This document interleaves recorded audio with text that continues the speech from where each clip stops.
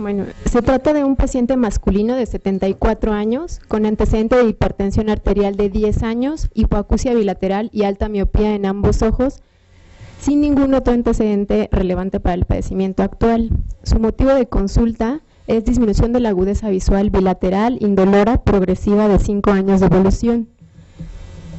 A la exploración física se midió la agudeza visual mejor corregida en cuentadedos a un pie en ambos ojos, con una corrección esférica para el ojo derecho de -16 esférico y -19 esférico en el ojo izquierdo. En la exploración del segmento anterior pudimos observar la córnea con opacidad de predominio en el área inferior y nasal. En este corte les muestro que hay una membrana filiforme y hialina que a mayor aumento podemos observar que tiene ramificaciones. Observemos cómo la opacidad corneal se debe a opacidad principalmente en el estroma. También tenía una catarata nuclear 2. El ojo izquierdo mostraba alteraciones de las mismas características, más o menos simétricas, opacidad corneal, de predominio estromal, la misma membrana hialina filiforme y catarata nuclear. A la fundoscopia bajo dilatación, en el ojo derecho observamos papila naranja, retina aplicada y fondo coroideo. En el ojo izquierdo, la papila naranja, retina aplicada y la mácula con una hemorragia subretiniana de 2 áreas de disco en el área foveal.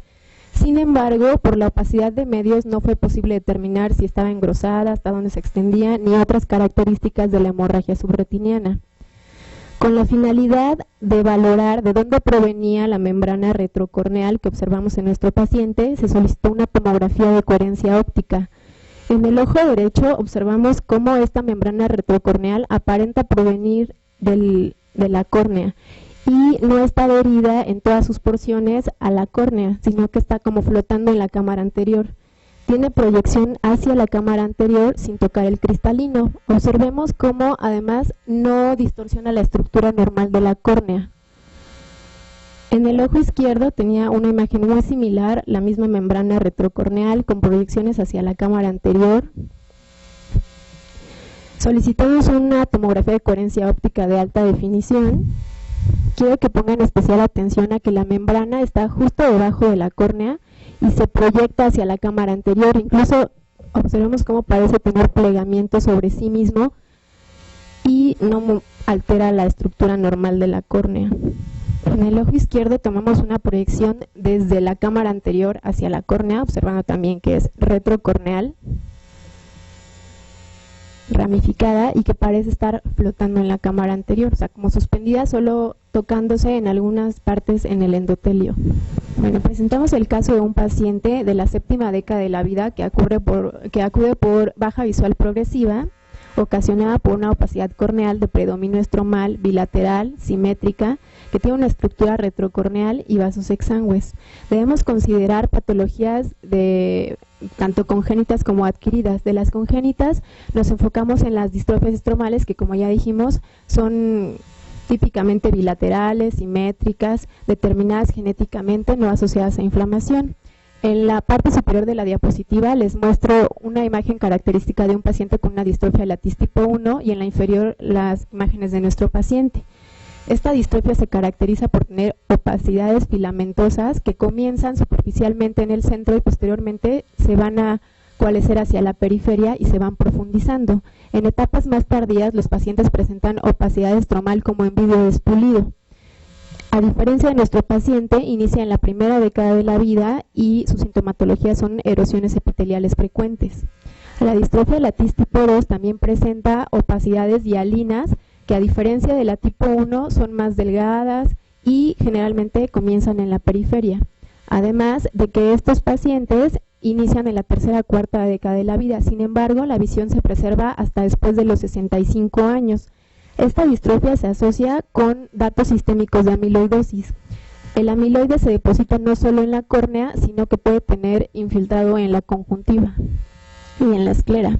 La queratitis intersticial, que es nuestro diagnóstico más fuerte, tiene muchas etiologías. Dentro de estas consideramos el síndrome de Cogan, que es una muy rara enfermedad de origen desconocido, multisistémica, que típicamente afecta a pacientes jóvenes y tiene afectación en el ojo como una queratitis intersticial crónica bilateral y además disfunción vestibuloauditiva. El diagnóstico se hace precisamente en estos pacientes porque tienen disminución de la audición, vértigo e incluso mareo, y sistémicamente se asocia a vasculitis en el 10% de los casos. Hay muchos casos de queratitis intersticial de origen bacteriano, como la sífilis, tuberculosis, Lyme, viral, como ya dijimos, herpes, Epstein-Barr, rubiola, influenza y algunos protozoarios como leishmaniasis, malaria y sistémicas que también ya consideramos. Krasner refiere que hasta el 90% de los casos de las infecciosas es originada por la sífilis. Por eso decidimos pedirle al paciente FT-ABS que resultó positivo, lo cual nos habla de una exposición previa a sífilis, y BDRL que resultó negativo, determinando enfermedad inactiva. Con base en la imagen clínica, la obtenida mediante tomografía de coherencia óptica y la positividad a los anticuerpos antitreponema, llegamos al diagnóstico de queratitis intersticial por sífilis. La queratitis intersticial sifilítica es una inflamación no supurativa del estroma que puede ser congénita o adquirida, y es una manifestación tardía que generalmente se presenta entre los 5 y 25 años de edad. Sin embargo, hay reportes de casos de pacientes más jóvenes y más grandes. La edad de presentación no se correlaciona ni con la bilateralidad del cuadro ni con la severidad. La sífilis intersticial congénita se asocia a escleroconjuntivitis, uveitis anterior y posterior, vasculitis retiniana, alteraciones de la movilidad ocular y hasta en un 17.5% de los casos a una estructura retrocorneal como nuestro paciente. Las manifestaciones clínicas inician con una queratitis intersticial que típicamente comienza en la periferia.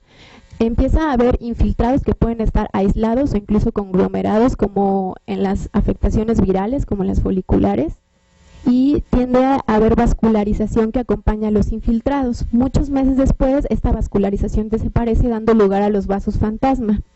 Puede haber plegamientos de la membrana de Descemet que pueden adoptar patrones reticulares, circinados o incluso en cruz. La patogénesis de este padecimiento se desconoce. Hay muchas teorías al respecto. Algunas sugieren que las células endoteliales pueden tener cambios asociados a la inflamación que van desde pleomorfismo hasta pérdida endotelial. Estas células además favorecen el plegamiento de la membrana de Descemet, haciendo muchas capas de colágena en la parte posterior de la córnea que pueden hacer plegamientos multicéntricos, como vimos en nuestro paciente. Encontramos únicamente en la literatura 2 artículos que han estudiado esta membrana retrocorneal inmunistoquímicamente y mediante microscopía electrónica.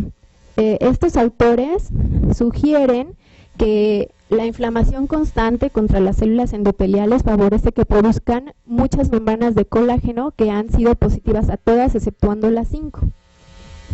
Y otros autores sugieren que el estímulo constante crea citocinas que estimulan a las células endoteliales para que se transformen en fibroblastos o miofibroblastos que se acumulan y hacen estos plegamientos concéntricos.